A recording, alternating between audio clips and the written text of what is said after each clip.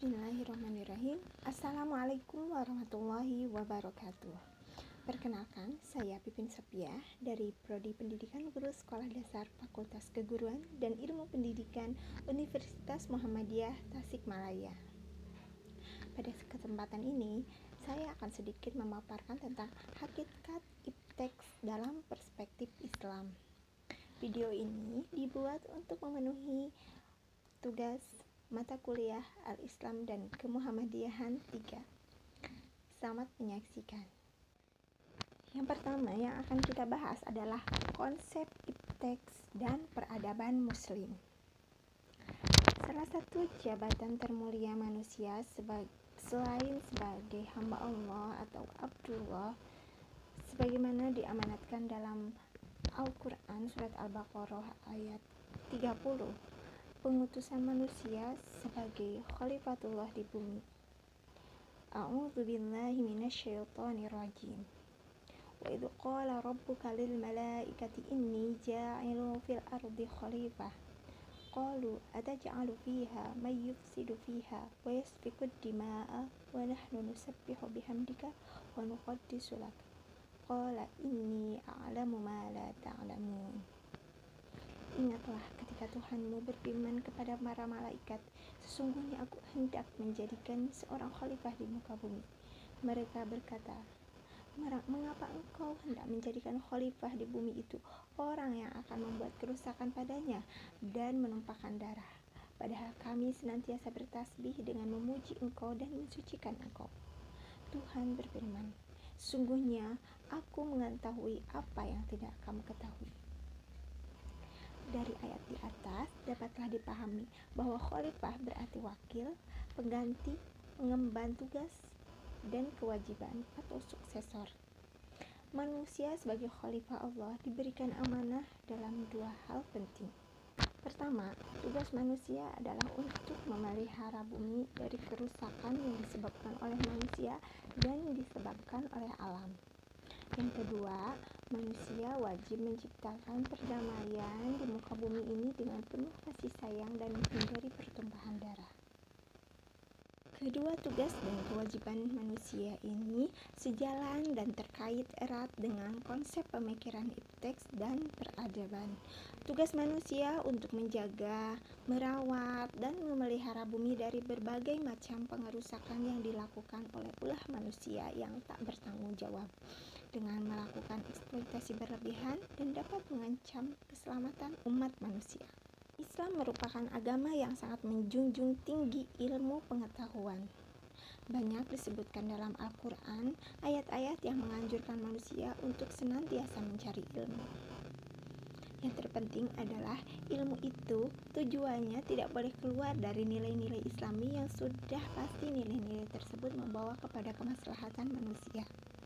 Seluruh ilmu, baik ilmu-ilmu teologi maupun ilmu-ilmu kealaman, merupakan alat untuk mendekatkan diri kepada Allah, dan selama memerankan peranan ini, maka ilmu itu suci.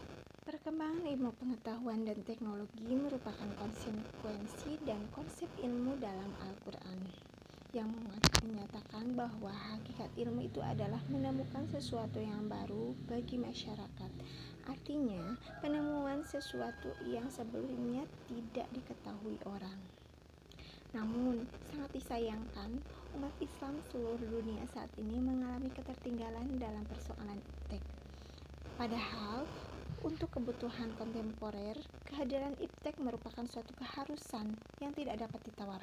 Terlebih, iptek dapat membantu dan mempermudah manusia dalam memahami kekuasaan Allah dan melaksanakan tugas kekhalifahan.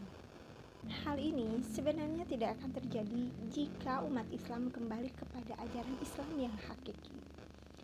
Untuk itulah sudah saatnya umat Islam bangkit untuk mengejar ketertinggalan dalam hal iptek. Karena sebenarnya dalam sejarah dijelaskan bahwa umat Islam pernah memegang kendali dalam dunia intelektual. Jadi sangat mungkin jika saat ini umat Islam bangkit dan meraih kembali kejayaan Islam tersebut. Dalam Islam, ilmu pengetahuan dan teknologi digunakan sebagai sarana untuk mengenal Allah dan juga untuk melaksanakan perintah Allah sebagai Khalifatullah fil ardh.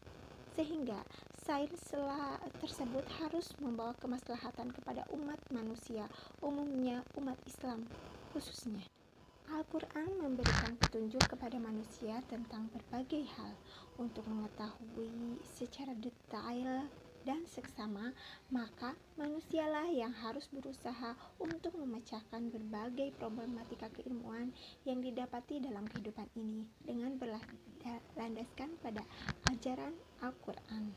Misalnya, di dalam Al-Quran terdapat pula ayat yang mengisyaratkan tentang teknologi kepada umat manusia. Al-Quran tidak menghidangkan teknologi suatu ilmu yang murni dan lengkap, tetapi hanya menyinggung beberapa aspek penting dari hasil teknologi itu dengan menyebutkan beberapa kasus atau peristiwa teknik. Perlu diingat bahwa Al-Quran bukan buku teknik, sebagaimana juga ia bukan buku sejarawan, walaupun banyak juga kisah di dalamnya. Bukan buku astronomi, fisika, dan lain-lain, melainkan kitab suci yang berisi petunjuk dan pedoman hidup bagi manusia. Yang kedua yaitu hubungan ilmu, agama, dan budaya. Agama dapat dilihat sebagai kepercayaan dan pola perilaku yang dimiliki manusia untuk menangani masalah-masalah penting dan aspek-aspek alam semesta yang tidak dapat dikendalikannya dengan teknologi maupun sistem organisasi sosial yang dikenalnya.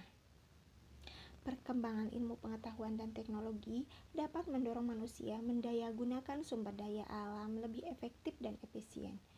Perkembangan ilmu pengetahuan dan teknologi bukan saja membantu manusia dalam memenuhi kebutuhan hidupnya sehari-hari. Perkembangan ilmu pengetahuan dan teknologi dapat menaikkan kualitas manusia dalam keterampilan dan kecerdasannya untuk meningkatkan kemakmuran serta intelijensi manusia. Budaya mempunyai peranan penting dalam membentuk pola pikir dan pola pergaulan dalam masyarakat, yang berarti juga membentuk kepribadian dan pola pikir masyarakat tertentu.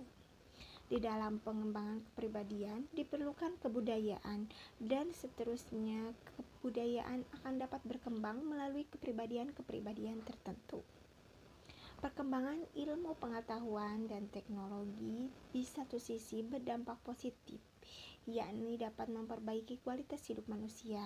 Tetapi di sisi lain tidak jarang iptek berdampak negatif karena merugikan dan membahayakan kehidupan dan martabat manusia. Agama susah dipisahkan dari budaya karena agama tidak akan dianut oleh umatnya tanpa budaya.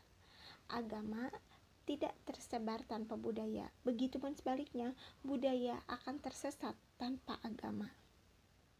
Yang ketiga yaitu hukum sunnatullah atau kausalitas. Sunnatullah dapat diartikan sebagai cara Allah memperlakukan manusia yang dalam arti luasnya bermakna ketetapan-ketetapan atau hukum-hukum Allah yang berlaku untuk alam semesta. Sunnatullah adalah hukum kausal, hukum sebab akibat yang terjadi di alam yang dapat diterangkan secara ilmiah. Misalnya, seorang sakit, kemudian dia si sakit meminum obat, lantas sembuh. Ini adalah sunnatullah, hubungan sebab akibat. Jika makan obat, maka bakteri penyebab sakit akan mati, dan penyakit yang disebabkan oleh bakteri tersebut akan hilang atau sembuh. Jika tidak makan obat, kemungkinan sembuh akan segera itu kecil. Dengan mengetahui hubungan sunnatullah di alam, maka kita tidak harus meyakini bahwa obatlah penyembuh si sakit, tetapi tetap Allah Subhanahu wa Ta'ala, karena dengan sunnatullah yang berlaku di alamlah yang menyebabkan si sakit sembuh setelah memakan obat. Obat di sini hanyalah usaha manusia. Dengan memakan obat, hubungan sebab akibat berlaku dan menyembuhkan si sakit. Sunnatullah sesuatu yang dapat diukur, diperhitungkan, dan diramalkan. Dengan mengetahui adanya sunnatullah di alam, kita dapat membedakan mana ramalan atau prediksi ilmiah dengan ramalan yang menyebabkan syirik. Ramalan cuaca, ramalan akan terjadi gerhana matahari adalah contoh ramalan-ramalan prediksi ilmiah yang didapatkan melalui penelitian dan perhitungan ilmiah. Tetapi jika ramalan nasib memakai kartu, ramalan nasib dengan bintang berdasarkan tanggal lahir, astrologi adalah contoh-contoh ramalan yang dapat jatuh kepada kemusyrikan. Demikian yang dapat saya sampaikan. Mohon maaf apabila terdapat banyak kesalahan dalam penyampaian. Nasrum minallah wa fathun qarib. Wassalamualaikum warahmatullahi wabarakatuh.